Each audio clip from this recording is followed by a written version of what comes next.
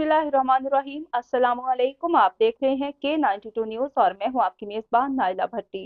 शामिल करते हैं आज की अहम खबरें। खबर शामिल करते हैं टंडू आदम से। हमारे नुमाइंदा खालिद अहमद डिस्ट्रिक्ट रिपोर्टर के मुताबिक टंडू आदम इरिगेशन आबपाशी हुर्रियत इत्तेहाद यूनियन हाला डिवीज़न हाला की तरफ से इरिगेशन ऑफिस टंडू आदम में मजदूर कालमे दिन 1 मई के हवाले से प्रोग्राम मुनक्किद किया गया। मजदूर ने बड़ी कसरत से शिरकत की।